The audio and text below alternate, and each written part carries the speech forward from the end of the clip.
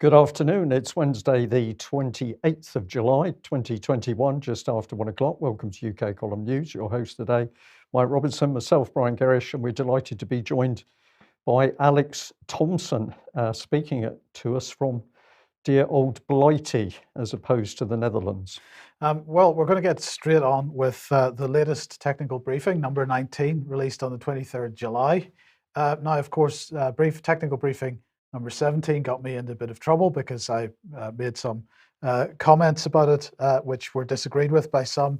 Those were clarified, but I actually then got told off subsequently for clarifying them because I was told I was right in the first place. So, what is the facts behind this? What are we going to talk about here? Well, let's just have a quick look.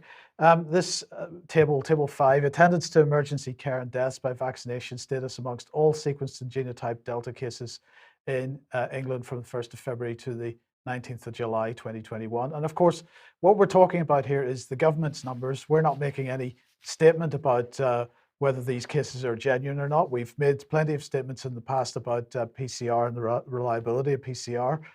So these numbers are what the government is talking about, and that's really what we're focusing on here. So whether any of these cases is a genuine case or not, well, that's a different matter.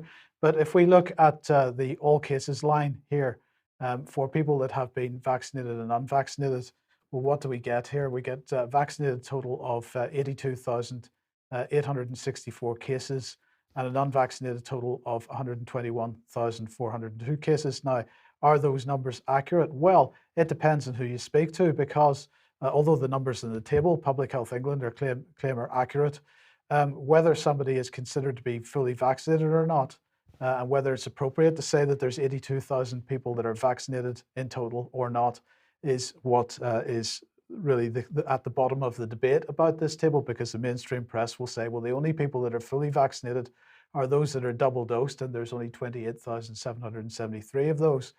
So if you take that number, then of course the unvaccinated total, if you consider that people that are only partially vaccinated are effectively unvaccinated, because it doesn't really work unless you've had 2 doses, then the numbers seem somewhat different. So we can have a discussion about the accuracy or not of that, but this is what I'm saying: a vaccinated total of 82,864 and an unvaccinated total of 121,402. And Brian, the first thing to say there is these are not orders of magnitude different. So that's the first point to make. So let's move on with this. And what's it talking about next? It's talking about deaths within 28 days of a positive specimen date. And again, we might say that the vaccinated deaths are 289 in total, as against 165 amongst unvaccinated deaths. And of course, it was this statistic that got me into trouble the last time, because I was told that, in fact, the main levels of deaths are in the over 50s. And of course, you're going to get people over 50 dying. And so therefore, it didn't really count. Well, apparently other people are really finding this difficult, this statistic to get around, because we're starting to see headlines like this, which tries to justify it. So this is from Medical Press. And the headline is, most COVID deaths in England now are in the vaccinated. Here's why that shouldn't alarm you.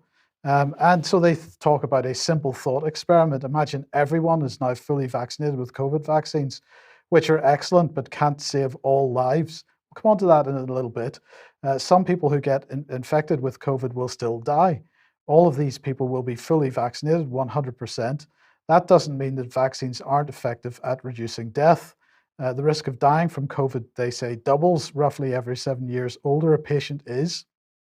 The 35-year difference between 35-year-olds and 70-year-olds means the risk of death between the 2 patients has doubled 5 times. Equivalently, it has increased by a factor of 32. An unvaccinated 70-year-old might be 32 times more likely to die of COVID than an unvaccinated 35-year-old. This dramatic variation of the risk profile with age means that even excellent vaccines don't reduce the risk of death for older people to below the risk for some younger demographics.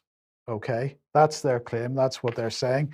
So they also say, however, in this report, Public Health England data suggests that being double vaccinated reduced the risk of being hospitalized with the now dominant Delta variant by around 96%. So let's just have a look at that statistic, and does that stack up?